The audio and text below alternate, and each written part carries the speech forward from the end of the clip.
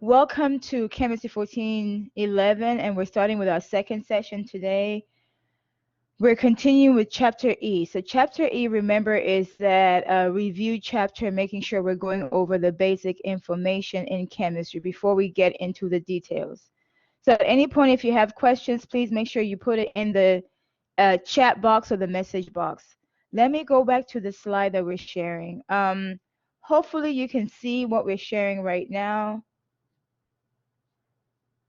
Let me try to increase the size. I'm not used to sharing a lot over here, but are you able to read the words? Okay, yeah, there it is. Hopefully this is big enough to where you can see the words. So as we're working on this, we talked about this last week, reading graduated cylinders. So I want to make sure you know how to read different types of graduated cylinders. What we're going to do here is we'll work on one of these just so you can have practice determining the value of the grids, the minor grids versus the major grids, okay? So at any points, if you have any questions or any comments, feel free to write it in, once again, the message box. So looking at the grids right here, in the graduated cylinder, it says here, determine the value of the minor grids on the cylinder.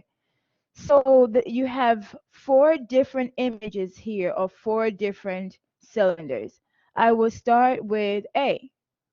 The most important thing here is to start with the graduations that are numbered. So start with that first. And then once you're able to see the numbered graduations, then use that to estimate the ones that are not numbered. Okay? Let me see if I can zoom this a little bit more. Oops, okay. Okay, right here. It's a lot easier for me to see it this way. Okay, so looking at this here, this bottom graduation here, or this mark, is marked as 0, right? And then this top one here is marked as 10. So I can see the value between the bottom graduation that's marked and the top graduation that's marked is 10. So I start with that and I figure out what is called the range. The range is how far out the major graduations are spaced. Okay. So in this case here, you can call it the increment also. Actually, the range is the whole thing. So this small part here is actually called the increment. Anyways, so from here to here is 10. To be specific, the increment or the difference here is going to be 10 minus 0, and that's the gap here, which is 10. Remember, for most graduations in the graduated cylinder, these are written in milliliters. So technically, this is 10 milliliters. Okay? Now the question is, what is the value? Oh, you can't see where I'm pointing? Oh, snap. Okay. So you can't see anything I'm writing? When I scribble like this, can you see? Oh, you can see the writing.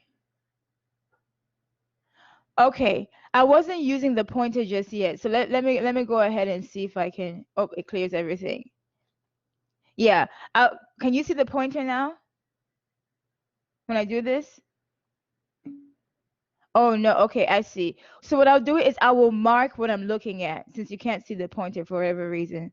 Okay. I think maybe it's a computer or this or collaborate. So yeah, let me go ahead and mark as I am talking. Okay. Thank you for letting me know. So I'm looking at these 2 marks right here. This is the 0 mark and this is the 10 mark right here. Okay. So once again, the difference between these 2 is 10 minus 0, and this is going to be 10 milliliters. For the most part in the lab, so now I'm not pointing at anything. For the most part in the lab, the graduated cylinders are measured in milliliters. Okay, so our goal right now is to figure out what these spaces right here, these little spaces, now I'm marking, hopefully we can see that, the spaces between the marked parts, what they are worth. For us to figure that out, we know we have 10 milliliters, but how many little spaces do we have between the 0 and the 10? So I'll go here and count. And let me use a different color to count. I will use green. Okay. So I'm counting the little spaces in here. I have 1, 2, 3, 4, 5, 6, 7, 8, 9, 10. So I have 10 milliliters spread equally over 10 spaces, right? So that means that each of these tiny spaces in here is worth 1 milliliter.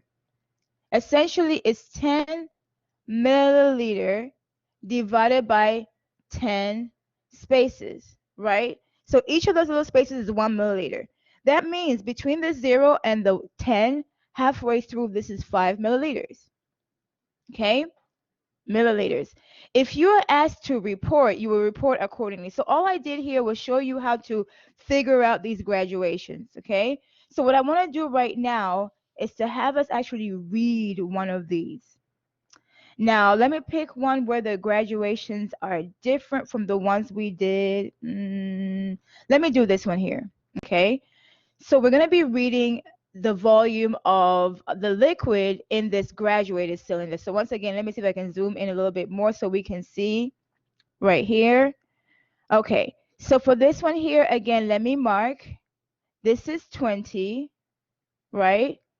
And this right here is 30. So the gap between these two is 30 milliliters minus 20 milliliters. And that gives us what? 10 milliliters. So based on the space available, we have 1. So now I'm just counting between the small spaces, okay? 1, 2, 3. So right here, 1, 2, 3, 4, 5, 6, 7, 8, 9, 10. So each of those spaces that we see here is actually we just have 10 spaces. So essentially, each of those spaces is worth 1 milliliter. I was trying to get a different question, but I got one very similar. It's okay. So that means that right here, halfway between these two is actually 25 milliliters, right? But they want you to read the actual value of this meniscus. When the liquid is bending on that mark, they want you to read the actual value. So for that part, I have to zoom in even further. Okay, so I'm zooming in further so I can see. So you want to look at this part right here. Here, it's hard to get my mouse right on that spot. Here and here. So based on the reading we have here, I currently have 25 oops. I'm about to estimate the next number right here. To figure out that number, I'm trying to look and see. This number, the liquid there is occupying, for me, it looks like about a quarter, right? A quarter of the available space. It's not really half. It's less than half. You can estimate a third or a quarter.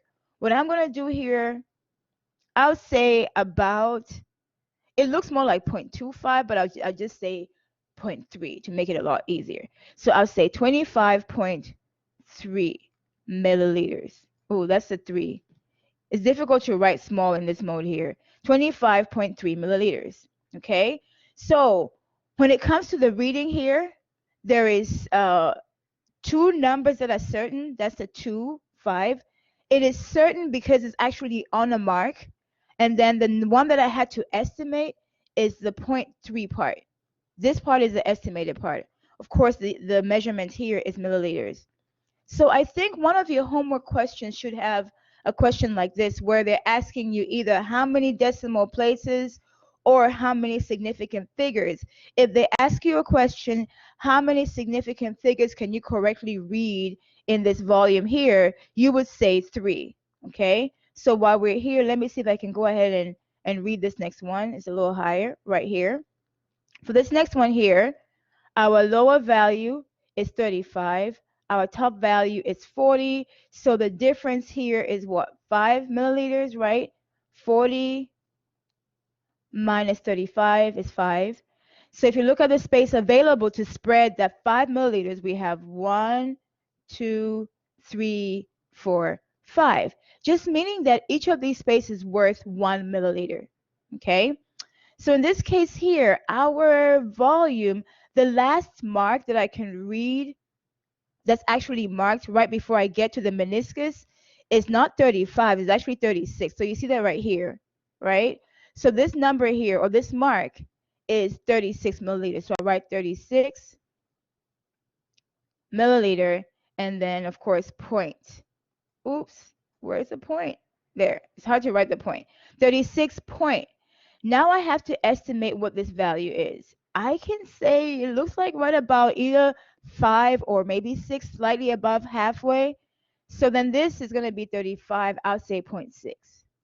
I mean, sorry, 36.6 milliliters, right? So you want to make sure you go as far up as possible to the last number that you can identify that goes with the mark. So the last mark right before the meniscus, and then read the value of the mark based on what you estimated the increments to be. So it's important to find the increments first and then read that last mark right before the meniscus. And then after you read that, you add to the meniscus. Okay? Any questions about this? So let me go ahead, and this one here is different. Let me go ahead and see if I can read that one too. And then we'll continue with the other worksheet. Oops, I think I've zoomed in all the way. It won't allow me to zoom in anymore. So for this third one here, let's see. This is 5 and this is 6. So the difference between these two is 1 milliliter, right? So this time I have 1 milliliter, and 1 milliliter has to be spread over 1, 2, 1, 2, 1, 2, 3, 4, 5, 6, 7, 8, 9, 10. 1 milliliter divided by 10 spaces. So if you take 1 divided by 10, essentially we have point. Oh, I'm struggling to write because I don't have enough space here. Okay, we essentially have 0.1. Okay, so each of those little spaces is 0.1. So starting from here, this is 5.1, 5.2, 5.3, 5.4. So when I'm reading this, the last marked point right before the meniscus, I see as 5 point. Come on. This is a little difficult. Okay, 0.4. Okay. Now I have to estimate the next decimal place right here. So I got this as 5.4. Now I have to estimate the next decimal place. When I'm looking at the space occupied in the space between 5.4 and 5.5, it looks like the meniscus is about halfway through. It looks like halfway through from where I'm standing. So that means it's a 0.05, right? Halfway through. So that would be that this is 5. So I'll estimate that to be 5. So reading at 5.45 milliliters. Okay. Does anybody have any questions about that? Look at your meniscus. Spend the time assigning the value of those little increments, right? So you know what their value is. For every space you move up, you want to add to your original last mark, right? So in this case, we moved up 4 spaces. So that makes it from 5, it will be 5 plus 0.4, so 5.4. And then you want to estimate the next number. Any questions about that? Okay. If you don't have any questions, this is all I have for this worksheet. Of course, the rest of these pretty much go through how to estimate the space. Same thing. Take the top number minus the bottom number. Take the number you have, divide it equally. Don't divide it by the number of lines. I used to do that as a student. And then I'll get confused because I feel like I was always missing one. You're dividing the big space into the small spaces, right? So when you do it that way, it works a lot better. Okay, let's go exploring. I say exploring because I don't use this feature a lot on Blackboard. So let me try to see if I can add the other content. It wasn't exactly allowing me to add the other. So give me just a moment. Then I'll go back to the regular PowerPoint, okay? Okay, my other document is ready here. Oh,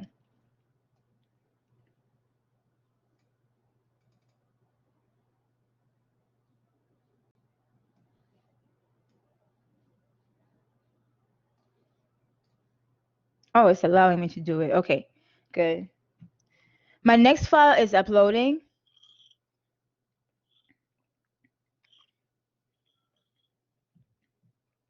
Okay, it takes a while when it uploads to share with you. So, oh, I have to say share now. So let me go ahead and zoom out a little bit so we can see.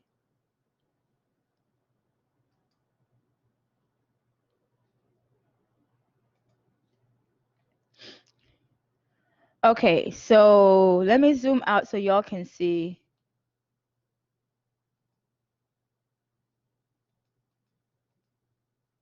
Oh, it zoomed out completely. There. Okay, so for this one here, hopefully you can see what I'm writing. It says here, we're looking at elements, compounds, and mixtures. Okay, so it says here, classify each of the pictures below by placing the correct label in the blanks below. So we're placing the labels here in these blanks. Okay, we're going to be placing either element label. So we're going to look at the particulate level. By the way, these images are all particulate. So I think I'm going to ask you guys to write, because in my last class when I did this, I had you guys to write, okay? To write or to participate, you're going to click or activate the pencil feature, then pick a color, then you can write. So, but before we go through it, I want to make sure we define what is an element and what's a compound. So they say here, if you think it's an element, you can put A for element. If you think it's a compound, put B for compound. If you think it's a mixture of elements, put C. If it's a mixture of compounds, put D. If you have a mixture of elements and compounds, then you want to put E. So how do we identify what's an element and what's a compound? It says here, each circle represents an atom, and each different color represents a different kind of atom. If two atoms are touching, that means they're bonded together. Okay, so real quick, remember, elements are made up of atoms. So atoms make up elements. Okay, so you gotta have, when you look at the building block of elements, it's essentially atoms. Like cells make up eventually organs or different tissues in your body. The building block, the fundamental unit of the element is the atom. Okay. As far as the picture is concerned, as long as you have a single circle with one color, that will be an element. But this element is called monoatomic element because you only have one atom. Sometimes you have elements that are made up of atoms that are combined together. So we have monoatomic elements, and we also have what is called diatomic elements. Diatomic elements, these elements tend to exist in pairs in nature, bonded together. So how do you know something is an element, not a compound?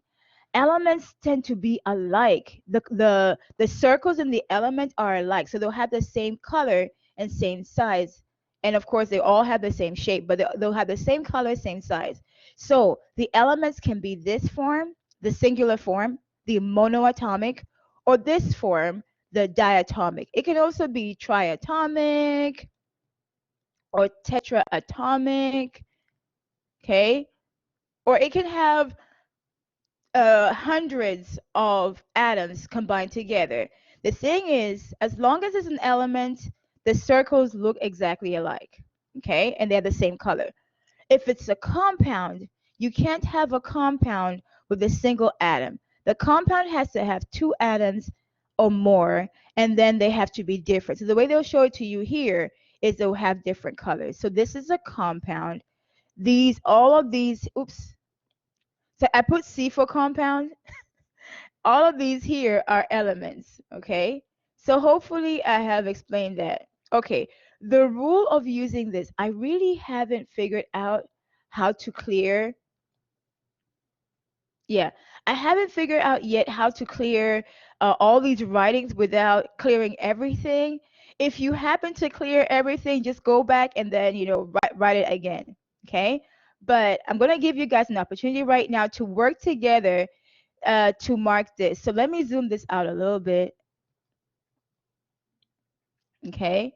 So you guys can mark it. So uh, each person can pick, let's see. If you're gonna do one, do every, since there's three of you, if you're gonna do one, do every third, right? Like do one, do four, do like maybe the vertical row. How about that? The vertical column. Oh my goodness, I forgot the English words. Do the vertical column, and then the second person can do the second one, and then I'll be here, of course, to kind of help you guys out. So you want to go through. Please write down the key so you know what is what. Okay. So while you guys are watching this, write the key down so you know what is what, and then go through and label this. So what I'm going to do to help out, I will do number one. Number one, I think based on the combination, this is a compound, so I will write B here. So feel free to work on 2, 3, 4, 5, 6, and whatever you can see. Okay. As you work on the top ones, I will scroll down so you guys can see the other ones. You can all write at the same time. You don't have to wait for anybody to start. Do you know how to write?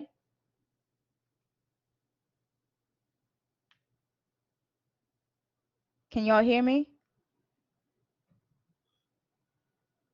Oh, somebody's already writing. Okay, I see. My bad. You're there, right?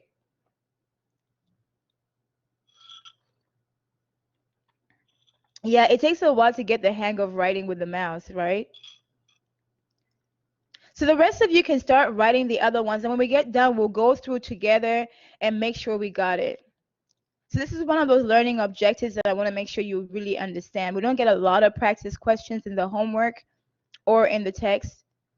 Okay.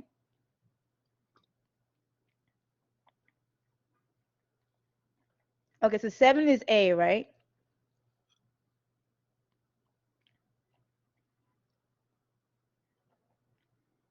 Okay, thank you.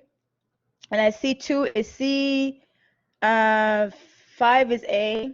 Okay, keep going. I mean, all I have is the three of you. So once you're done with one, work on a different one. I don't even know who is doing what. All I'm seeing is marks appearing. So we still have 3, 4, 6, 8, 9, 10, 11, 12 to be answered. Just in case you forgot, let me scroll up a little bit. Let me see. Can I scroll this out of the way? Oh, good. Okay. So C is mixture of elements. Okay.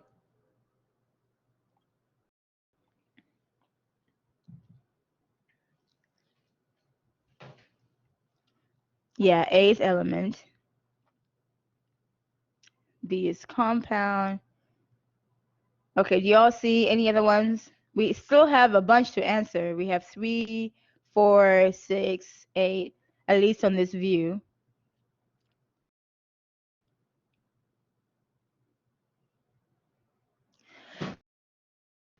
So what I do sometimes when it's hard to see, when it's hard to really tell, I would write the letter above it. Like if I think it's the element and I think it's a compound, I'll write, element compound so I can see. Okay.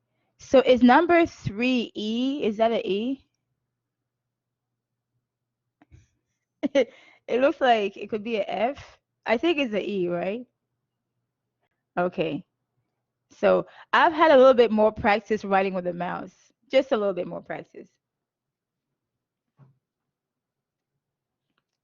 Okay.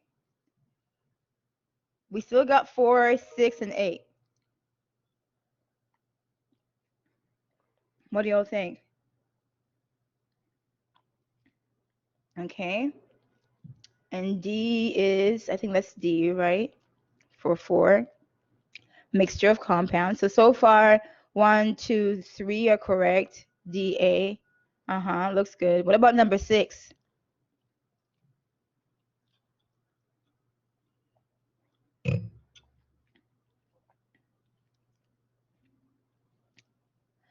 So number 6. Is that a D as in dog? So when I look at these for number 6, they all look the same to me, right? Number 4, these are obviously different. So I can see how number 4 is a D. Number 6, I think these are all alike, right? So I'm thinking maybe B. Oh, don't press erase, just cross it out. So I'll say number 6 is probably a B, right? Because these are all the same. They're just oriented differently, but they're all pretty much the same, right? 2 circles in the middle, surrounded by 4 circles. So let me see. Number 7, A, all elements. Okay, somebody's working on 11 already. Number 8, E, yeah, elements and compounds. Number 9, C. What was C again? Mixture of elements. Yep. Okay. I don't even have that list memorized. Okay, number 11, B. Yes, number 11 is similar to number 6, right? So B. Okay, what about number 10?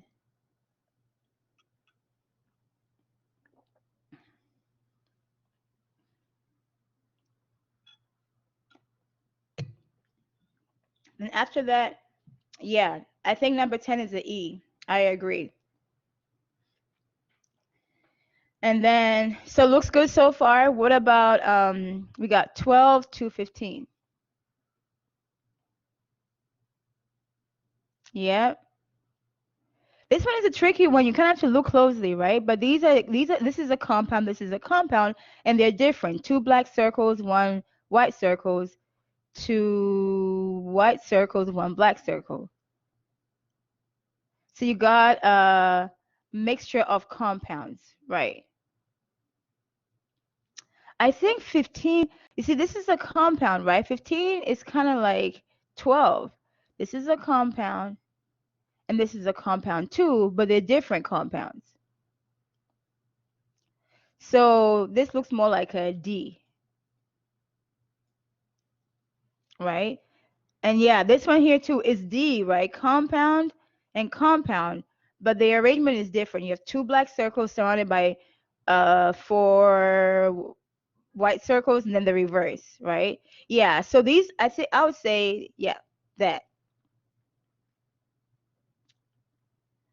So hopefully we've gotten some practice. Remember, we're looking for types, right? So what I'm gonna do here, let me use a different color to kind of show you. Let me use the red. With the ones that I had to cross out. See, this is a compound because it's a different color. And this is a compound because they're different color circles. But these compounds are not alike. For that reason, you select mixture of compound because it's 2 different compounds together, right? And then with this one here, they were all the same. They were all compound, but they're equal to each other. That's why you went with B. So yeah, other than that, I think we did good. So now that we're done with this part here, let me see. My computer has gone to sleep. Let me go back to my iPad. Okay. Does anybody have any questions about the exercise we just completed?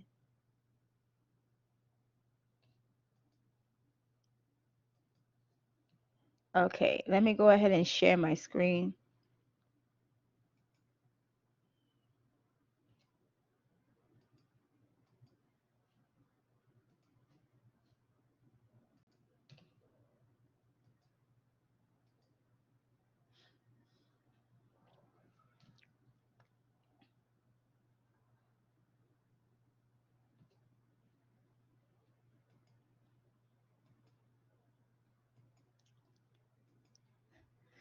Okay. So you guys may not see my face, but this is recording. So let me go ahead and share my application, my screen, so y'all can see that. Okay. So here we are. This is where we left off last week. Can you see my screen, my iPad?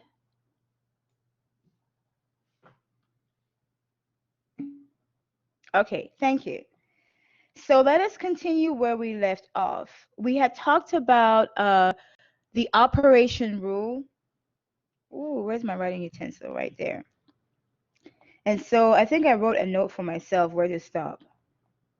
Okay, I see I skipped over the multiplication and division. So let me go ahead. Since we did this part here, I said start here. I actually have to do the multiply and divide first before we continue where I said start here. Okay, so a quick recap. Last week when we were working on significant figure calculations, we mentioned that when you're adding or subtracting, right here, in adding or subtracting, oops,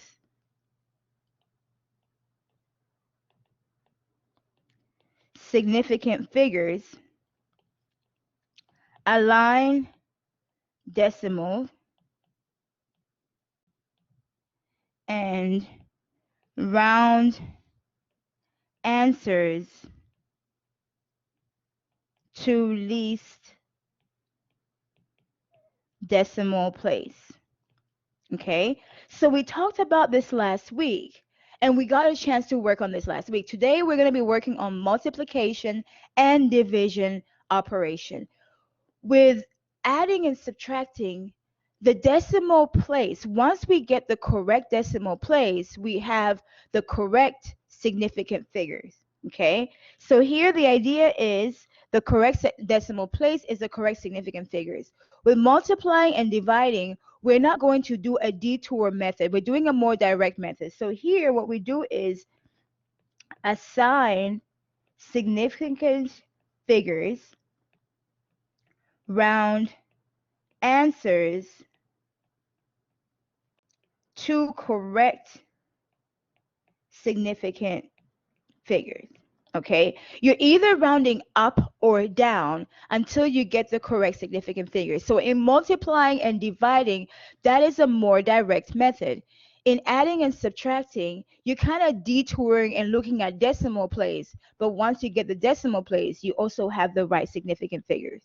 Okay, so what I'm going to do here is, even though it's written out, I'm going to go ahead and do exactly what I wrote. I'll assign my significant figure so I can know how to round up or round down.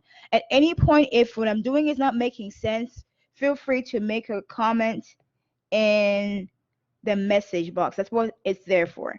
Okay, so let me start with this. Remember the rules we covered last week. All non-zero numbers are significant. So this number right here has three significant figures, right? 3.56. All numbers, significant figures, they're significant.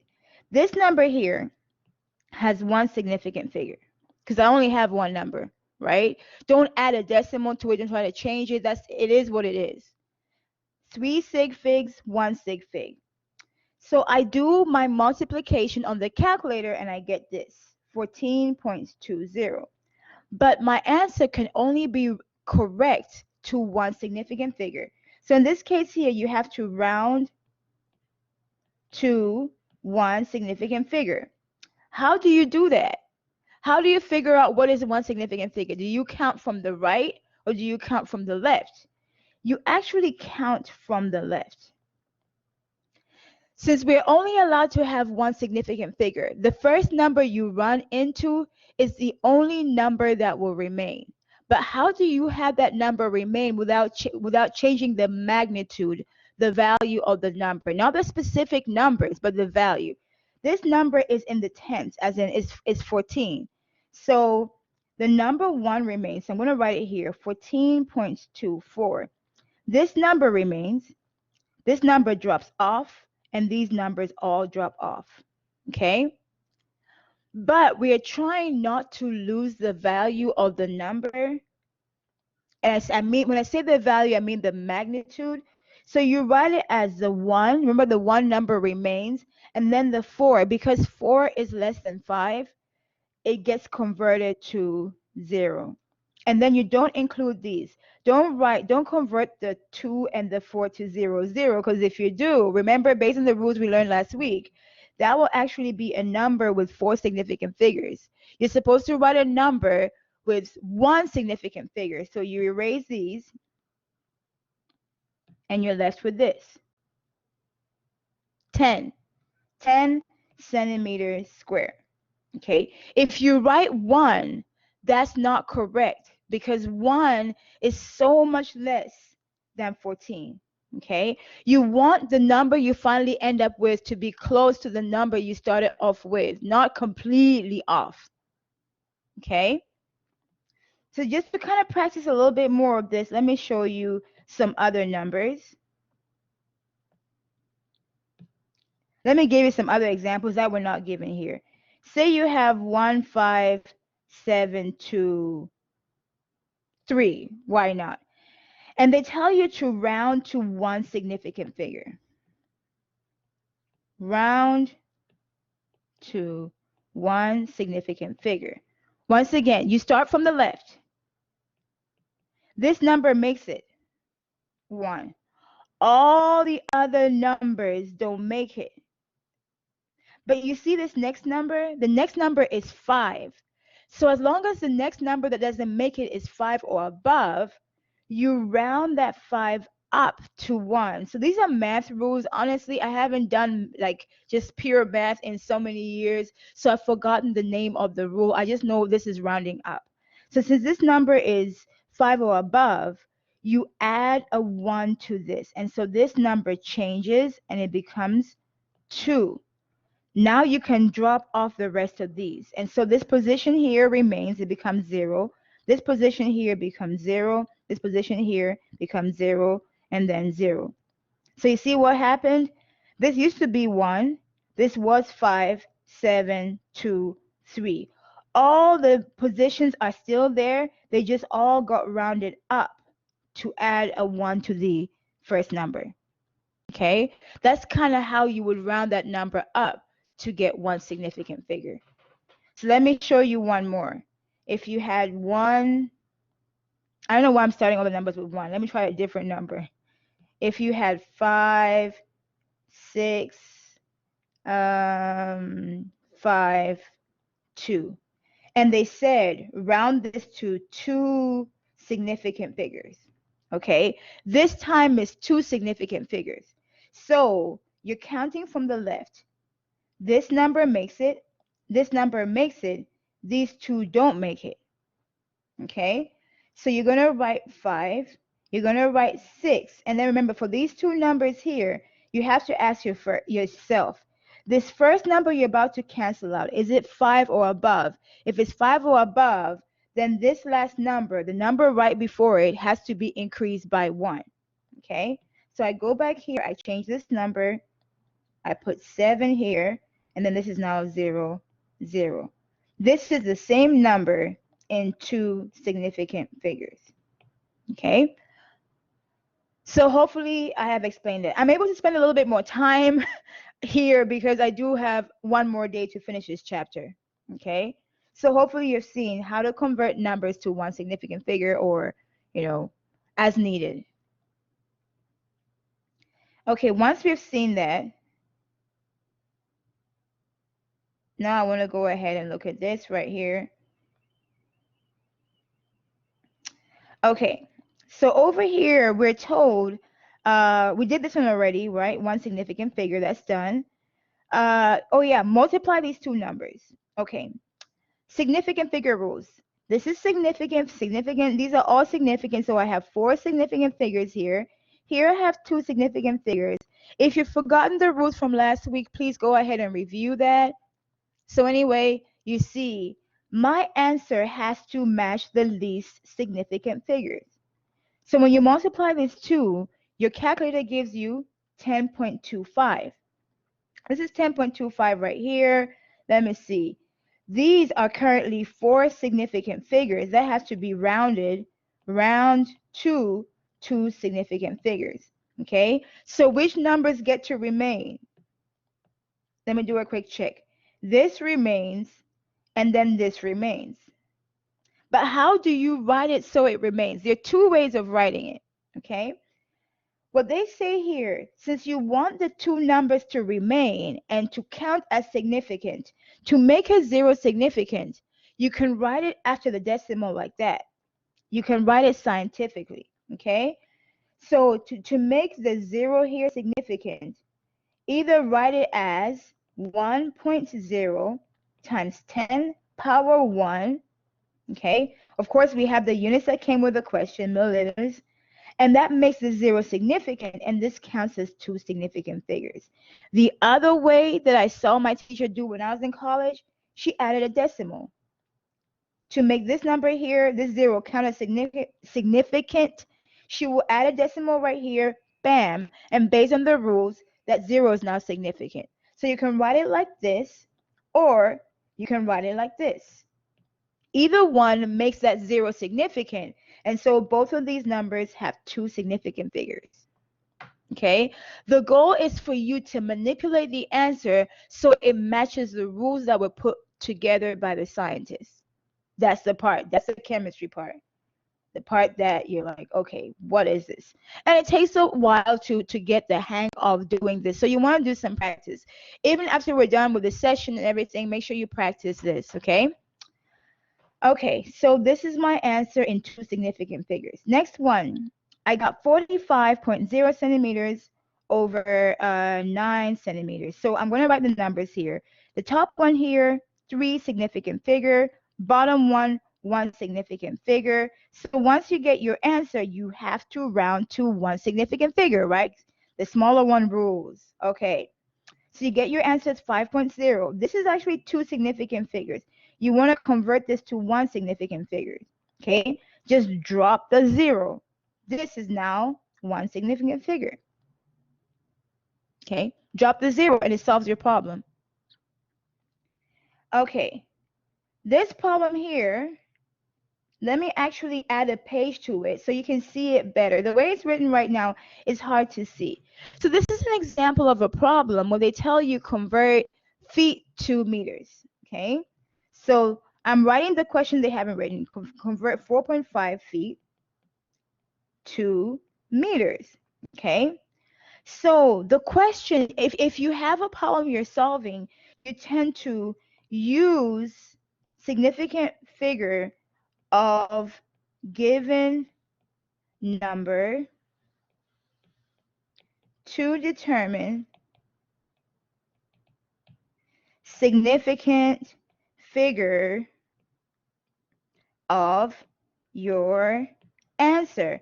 Don't use the conversion factor, okay? So since this one here has 2 significant figures, then your answer will have 2 significant figures. So based on this, answer will have 2 significant figures. Well, you're probably asking, right?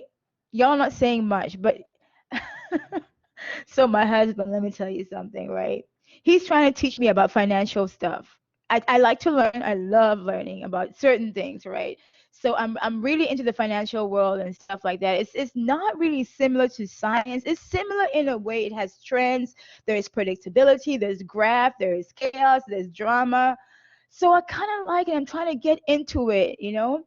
But I'm the kind of person when I'm learning and he's trying to explain something, he hasn't even finished, and I have a lot of questions. So he's like, "Can I finish my sentence?" But I'm like, "But I barely understood the first word you said."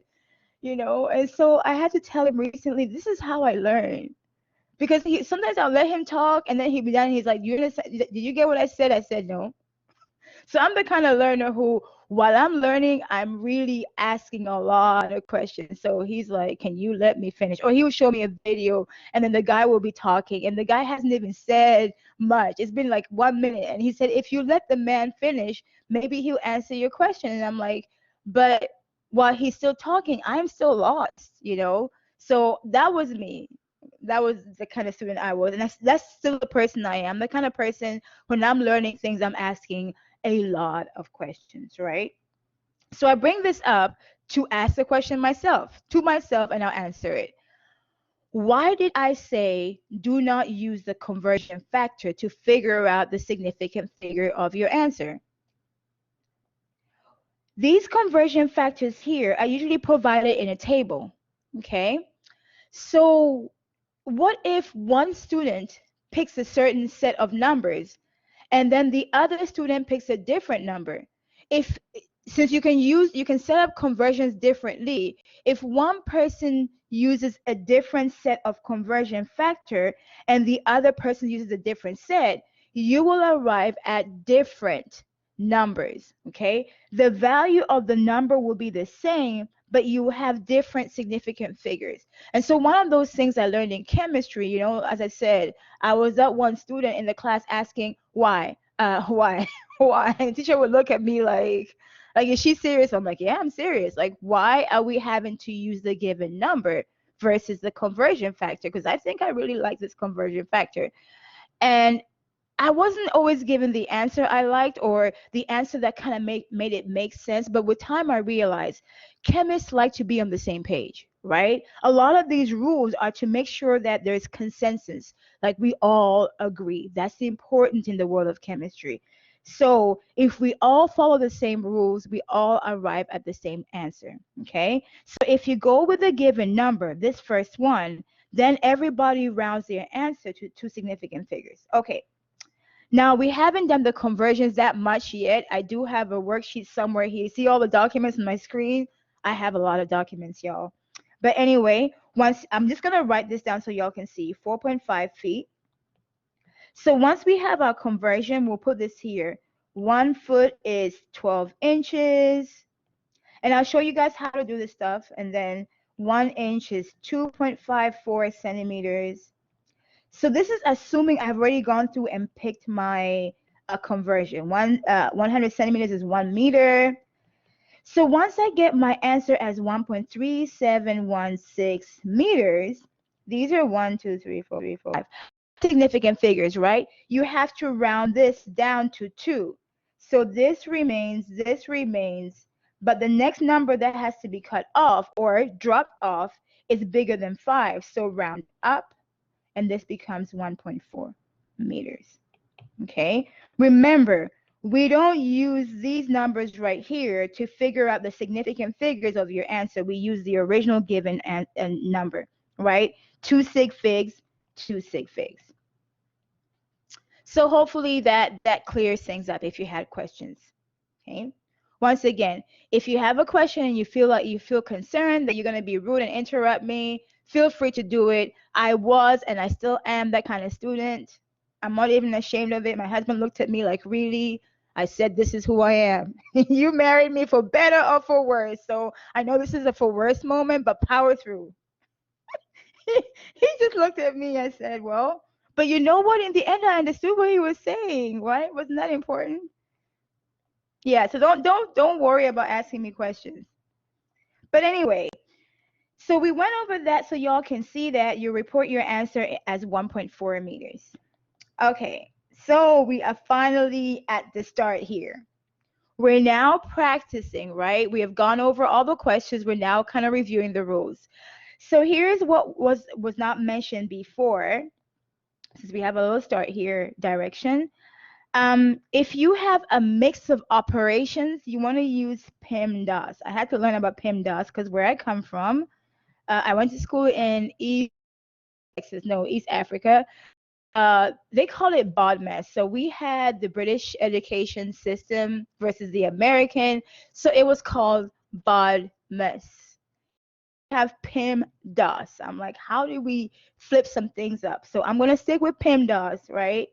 Or something about your dear Aunt Sally. I don't know what she did. No, she did something. Anyway, parentheses, exponents, multiplication, division, addition, subtraction, right? That's how you go in that order from left to right. So when we do encounter the different operations, we follow that. Now, I want to go according to how your book does it. So what I'm going to do here is add a page, and then we'll work on this. So I'm going to be lazy and use some technology. I'm trying to be hip, y'all. I'm trying to be a little bit hip. So yeah, let me copy this, and put this right here. Okay.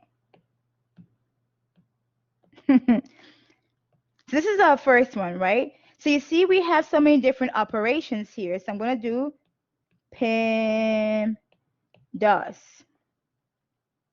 So multiply comes before divide, right? So I'll do all the multiplying first, and then I'll go ahead and do the divide. So I guess I'll start with, it doesn't really matter at this point. I'll start with this. Okay. What I'm going to do, I'm going to follow the way your book does it, which is to keep track of the significant position versus rounding it up early. I've seen other books where they round it up early, but to stick with your book, I'm just going to stick with a significant position. So what I mean by that is this one here is 3 significant figures, right? This is 1, 2, 3, 4. 4 significant figures. This is 1, 2, 3, 4, 5. 5 significant figures. This is 1, 2, 3, 4, 5. 5 significant figures. Okay? So let me start with this. This is 1.10 times 0.5120.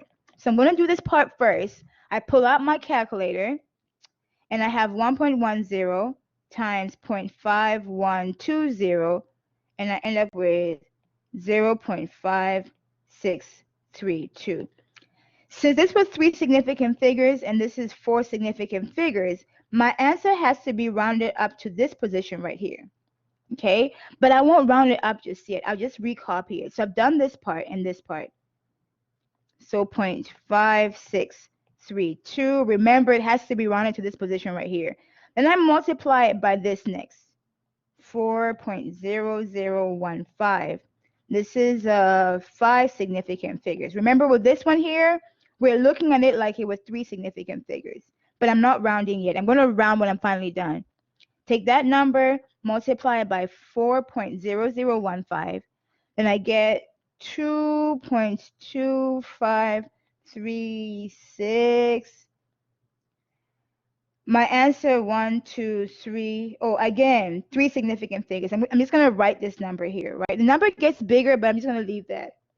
Then my last one, so I'm done with this. My last number is going to be 2.2. I'm just taking the answer I have, 2.2536 divided by 3.4555.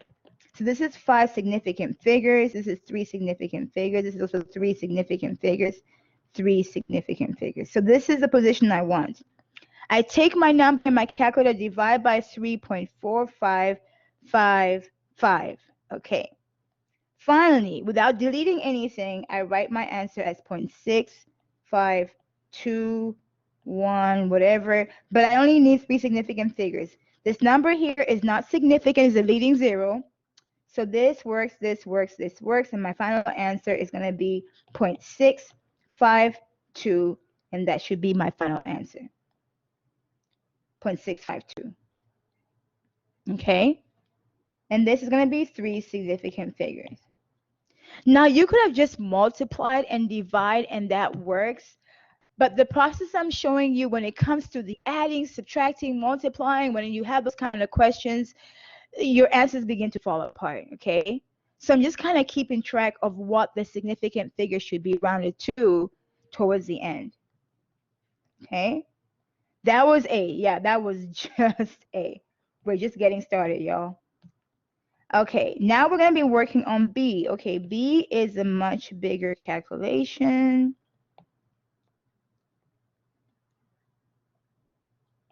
I'll put B right here. Yeah, that's B. Okay, the good thing about B, they already line it up for us, right? They lined up our decimal for us, so we know the decimal you got to add, and you got to subtract. Okay, so this is still PEMDAS, right? PEMDAS. Let me write this somewhere. PEMDAS.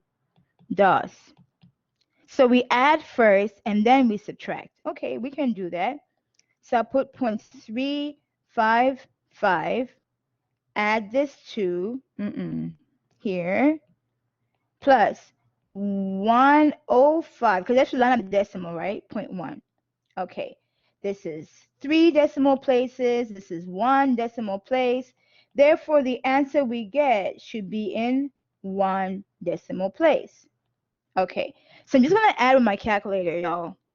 After I do all these chemistry rules, I'm like, my brain is like, use your calculator. They invented that for a reason. You need a mental break there. So I add these two and I get 105.455, right?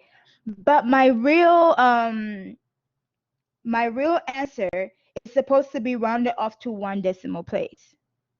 Okay? So at this point I'm going to subtract, after I got that, subtract 100.5820.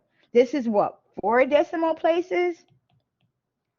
So between these two, my final answer has to match that. So it has to be 1 decimal place. Okay? So I'm going to take this minus that, the top number, which I still have on my calculator, minus the 100.5820, which is going to be 4.873. But this answer can only have 1 decimal place. That means only this number remains, not necessarily the number exactly the way it is, but only that position remains. Like, of course, this one here remains by default, but the numbers after decimal, only 1 remains. So since this number here is bigger than 5, I'll round that up. So it will add 1 to the 8. It will be 4.9. So my final answer will be 4.9. And this will be the correct number in 1 decimal place. Remember, decimal place is the number of numbers you have to the right of the decimal. Okay? Yeah, so we're doing some math here. I think they go ahead and work everything out. Oh, I added a lot of pages. They work everything out and show you how they got it here. Yeah, they do that. With this one here, it appears they did it more directly and they just kind of, rounded it off. You can do that too, that works. Let me work on the next one. The next one is part C. So I was trying to see how they worked on the slides. With this one here, you can do it more directly, and just remember, this is 3 decimal places, this is 1 decimal place, this is 4 decimal places. Your answer has to have 1 decimal place. So if you do it directly, that works too. Okay? And then just round your number so you only have 1 number left over. So that works too. Okay, let me get the third number and I put it right here.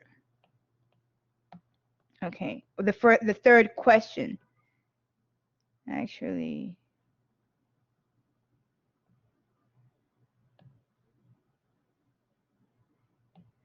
let me copy these two, put them here.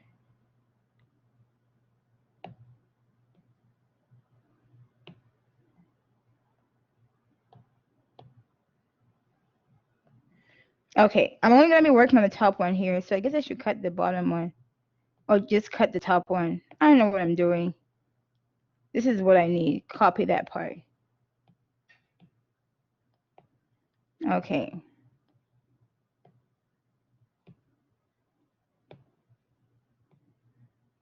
Yeah, I was trying not to go back too much. Now I'm like, what did I do? Okay. There. So with this one here, we have to do parentheses first. Okay, parentheses first. So we'll start with this number here, 452.6755. Okay, so 452. I'm starting here first, right? 452.6755. Let me adjust the height of my table a little bit. 452.6755 minus, let me put a decimal right here, 33452. Okay, I'm starting with the parentheses first based on PEMDAS. Calculator time. Okay, 452.6755 minus 452.33. Okay, my answer comes out as 0.3455. Okay, let's see. 1, 2, 3, 4. I had 4 decimal places here. 1, 2. I had 2 decimal places here. Based on the number of decimal places, my answer should only have 2 decimal places. There. Okay? So this is where I was telling you it's very important not to round off your number too early. So my answer should be rounded off to this point right here, 2 decimal places, right? So now I can go ahead and, yeah, I'm going to actually need this space here. I can go ahead and replace this number here with this number, 0.3455. Remembering this is where I have to round off to. I've done the parentheses. What comes next? Multiplication. I have to do this part here next. Okay. Multiplication, I have 4.562 times 3.99870. This is 1, 2, 3, 4, 4 significant figures. 1, 2, 3, 4, 5, 6, 6 significant figures, right? Yeah. So here, whatever we get should be 4 significant figures, the smaller of the two. So let me write that out. 4.562 times 3.99870. Okay, this is 18.24294. I'm writing all the numbers here right now. Okay, but I remember this is only 4 significant figures, right? I'm supposed to round it up. So 1, 2, 3, 4. It's supposed to be rounded off to this part. But I don't want to round off yet because I want my answer to be very precise. So I'm going to copy in the place of this number here. I'm going to replace it with this number, 18.242069. And this goes to this position right here. So I'm going to write the number down here, okay, as I summarize my final step. 18.242094 is supposed to be rounded off to this point right here from the left. And I'm dividing that by 0.3455. And this is the position right here.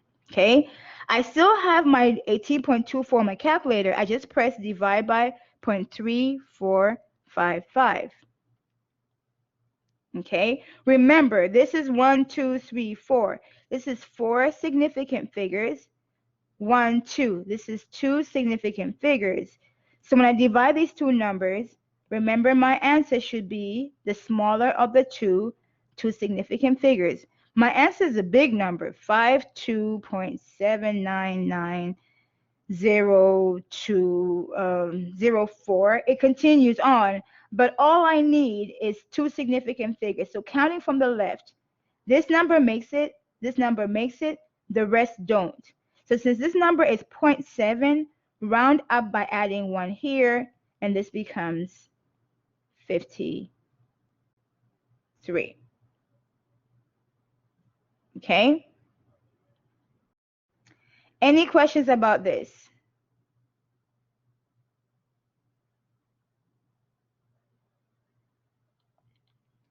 Okay, so once they through here, you see how they worked theirs out. They did all that stuff here.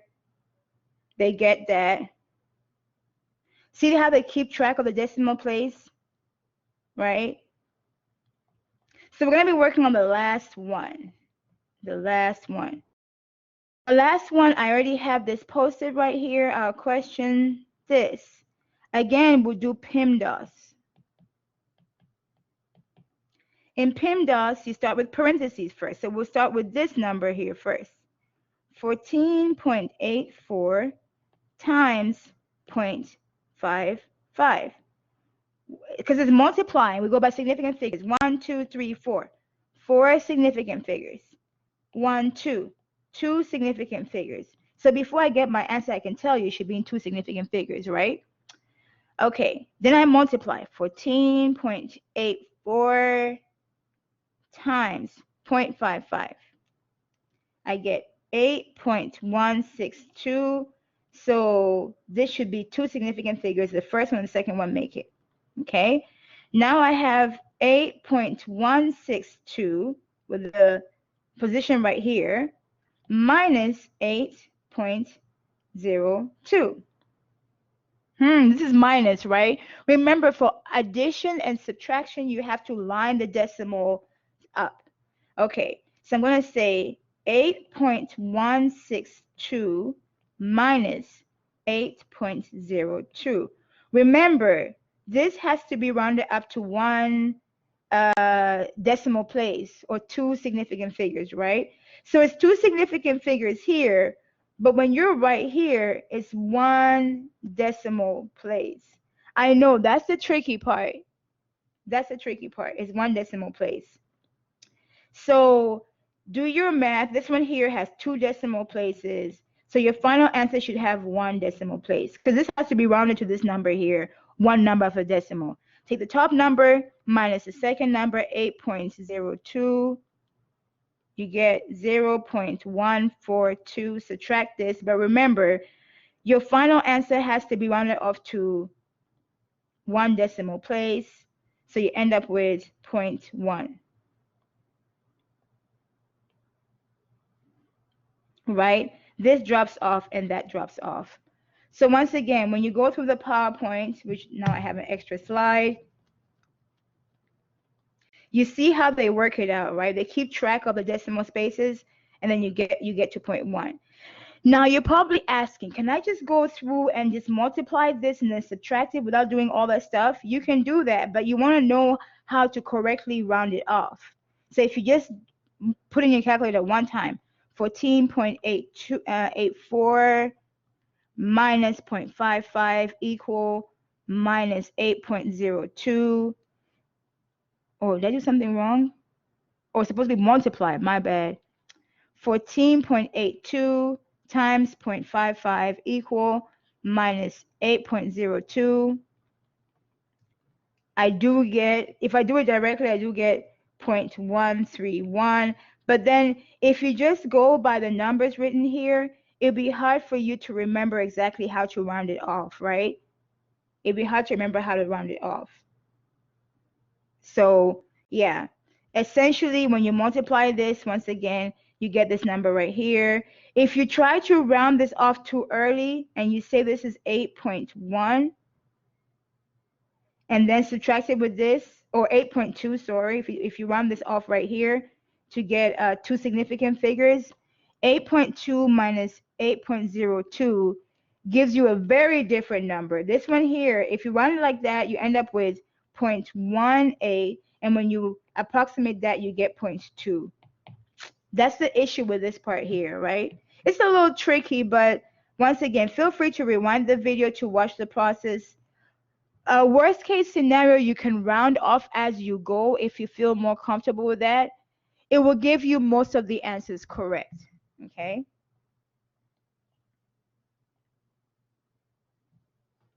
So wait, let me see. Did we just work this out? This is a different set. Okay. So for this one again, let me make sure it's a different one. What I'm going to do this time, it is a different one from the first one we just did, right? Yeah, it does look different.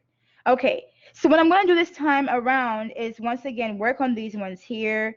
And I'm not going to work on all of them. I just want to work on a couple. I'll work on the first one, A, and then C. That's it. And then we'll continue. Okay? Because I want us to make progress. Okay, so let me take this one here.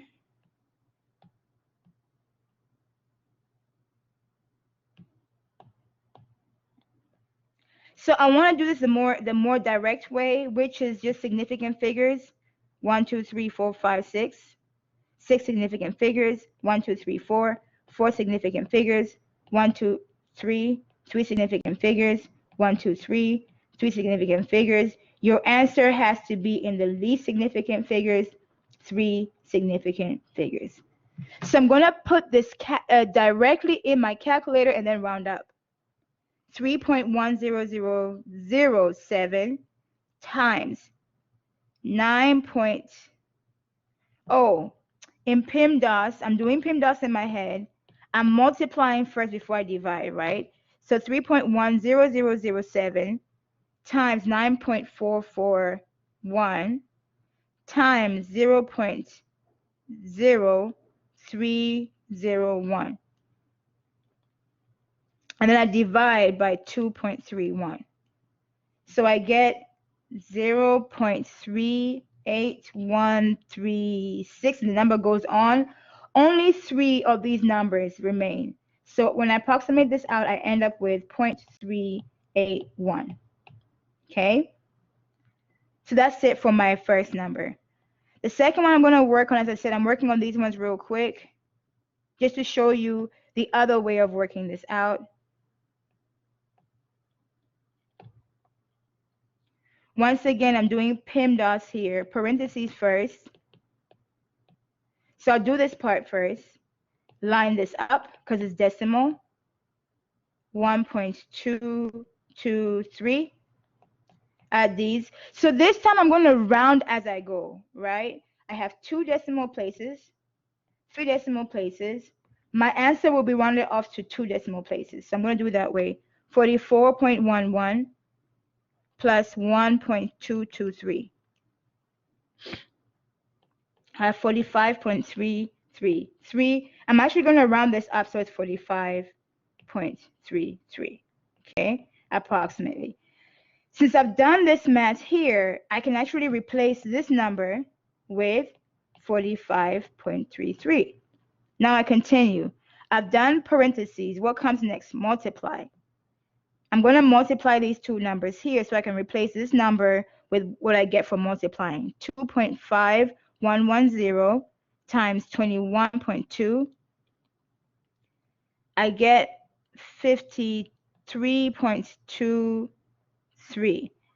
So here I have 1, 2, 3, 4, 5 significant figures. I'm going to write this down here. 2.5110 times 21.20. I have 5 significant figures here, 4 significant figures. So my answer should be 4 significant figures. So it'll be 53.23. Okay. So I'm going to rewrite my numbers. So I have 53.23. Is that divide by 45.33. Okay, I have 4 significant figures. I have now 4 significant figures. My answer will be 4 significant figures. I take my number that's in my calculator, divide by 45.33, and I get 1.174. Yep, my final answer. Okay, so let me go ahead and continue and actually make progress in this. So now that we're done with that, we've worked on a bunch of that. We're now looking at other measurements in the lab. We have a measurement in the lab called density. This is a physical property and it's used to identify different liquids, different metals. Some metals are more dense, some metals are less dense. So density is one of those physical properties. And we're told here it's an intensive physical property. Intensive physical properties are independent of the amount of substance being measured. Because it's independent of the amount of substance being measured, say you have gold, right? And you have a little gold or a lot of gold, you will end up with the same number. Okay, so density value is the same regardless of the amount.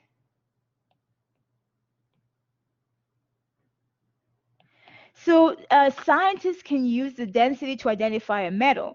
Okay, at some point they'll have us determine the identity of a metal from gold or platinum that someone gave his fiance. It's this whole story and this, I call it drama. It's not that much drama, but anyway, yeah, we will use density to identify the metal in a ring that was given to somebody during the engagement. This is not a real story. This is a story, I think it's a story that was made up by the author. Okay, so we are practicing density. We're told here mercury Hg has a density of 13.6 grams per centimeter cubed. What is the mass in grams for 95 milliliters of mercury? So in a question like this, they will have to tell you what the desired units is so you know how to write things out. Let me copy this. First of all, erase this. Then copy this over to a new page.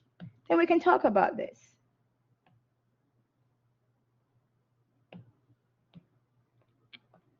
There. Okay. When you have a question like this, and you're trying to set it up for dimension analysis, look at the numbers given to you and write them down. So we are given density,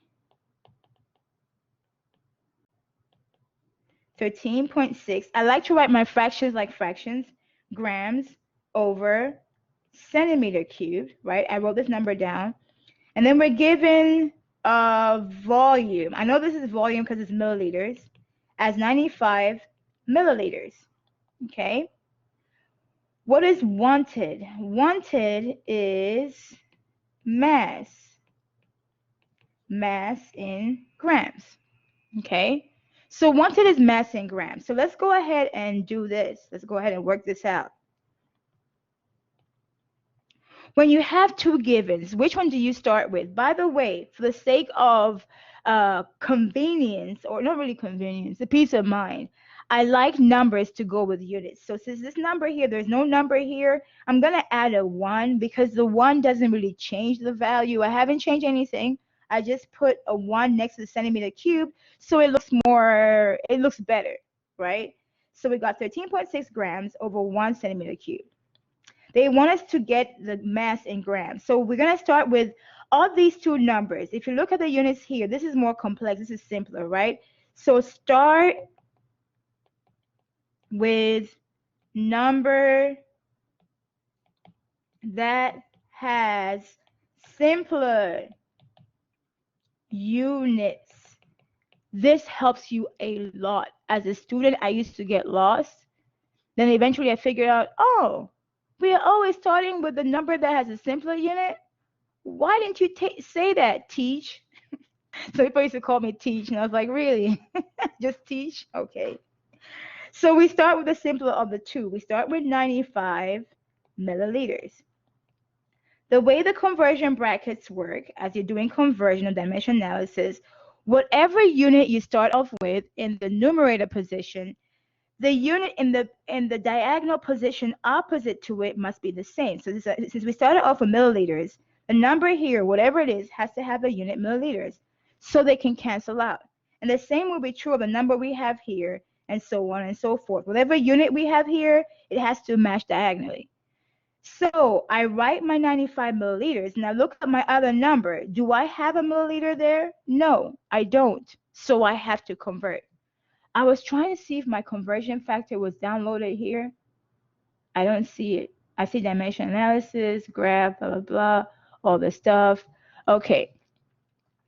So here, I have a bunch of stuff on here, y'all. A bunch of stuff. Let me go back here and see. I'm almost done with today's lesson, but let me find out my conversion chart because that's necessary. By the way, please notice this is written here. It is posted. Even in chapter E, let me find the conversion chart. Oh, I don't see it here. The conversion chart, I think I have it posted in chapter 1, but we still need that. Is it here? There it is. The conversion table. We need that. So please make sure you print this out. There it is. Okay. So I need a conversion between the two volume units, the milliliter and centimeter cubed. So if you look at this conversion chart here, they tell you the type of measurement. Since I'm dealing with volume conversions, I'm going to scroll down here to volume. Can I draw on this? Yeah, right there. I'm looking for centimeter cubed and milliliter relationship. So when I look over here, look at this, y'all, right here. This is what I need, okay? That is what I need. Wait. Oh, this is what I'm looking for. Okay, that's what I need. So let me make the screen a little smaller so I can pull this back up. Okay, there. There. So I found my conversion. I needed 1 milliliter equal 1 centimeter cubed. Okay, So before I actually use density, I've used this number. That's done. Now I'm going to use this number. Remember, these have to match. So the 1 has to go down here, right? This part. Top part is going to be 1 centimeter cubed. I just use this whole thing. You use the equality as a conversion factor. Let me move this out of the way since I'm writing right here. Or I could put it there. There. Okay, next, I'm going to write my density, which is already in fractional mode, as a fraction. Remember the rule. The unit I have here has to match diagonally in the bottom. So I'll write the bottom part of the density down here, 1 centimeter cubed, top part up here, 13.6 grams. Okay, so why did we go through all this stuff? Why not just use the formula that we have from physics? Because dimensional analysis is a skill that allows you to solve more complex problems, and you'll see this down the road. Okay, milliliter and milliliter cancel out because we deliberately put them in those positions so they can cancel out. Centimeter cube cancels out. Now your wanted unit is the only one that remains in the numerator position. So now all I have to do is math. I know the number I get here will be some gram. I'm going to take 95 times 1 times 13.6. I guess divide by 1. Let's do this and see what happens. 95 times 1 times 13.6. Okay, 1292. Okay, we can't write the number like that. We have to figure out, do we have to round it up or down? Let's go through and see. We're given two numbers, right? This is 2 sig figs. We were also given this number here. This one, 3 sig figs. So since we have two numbers, the least sig fig determines the sig figs on our answer. So answer has to be 2 sig figs. So how do I make this 2? Remember, the 1 remains. This position here remains. So these have to go off. Since the next number, 9, is bigger than 5, I'm going to report this as 1300 grams. This is the same number in 2 sig figs. Any questions about that? Now, I think they may have done scientific notation, and they may have done like 1.3 times 10 power 3 grams, but it's the same thing, okay? Yeah, you see how they did it? But remember, in the end, since you have 3 sig figs here, 2 sig figs, your answer, this position remains, round these two off, and that's how you get your answer, okay? You can write either one in the homework. When you start working on the homework, you see how it works out. Now, they're telling you here, remember the chart I showed you, the chart or the table with all those conversions? They're telling you, once you see those tables with the conversions like this, you can use those equalities, they're technically called equalities, as a conversion factor. It's a tool, a means to an end, okay? You can use that as a fraction, either in this form or in this form. And we'll get a chance to really convert those equalities into conversion factors to help us go from one unit to the other. Okay? When you're given a question, sort out the information. Figure out what's given, right? Write it down. Mark the simpler one because you're starting with that. And then figure out what's wanted, because it's important to have the wanted unit so you know when to stop. Okay? Let me see. I'm trying to do better this time and not go over with time, right? Not like I did last week. Devise strategy, solve problem, and then check your answer. So the general form that we're doing right now is given unit, use your conversion factor, and then you get your wanted unit. So what I'm going to do here is, since it's time, it's pretty much time, I'll write for myself, start here. So when we meet on Wednesday, we will start here with this new problem. Please make sure you have your conversion charts. I'll say conversion chart just in case.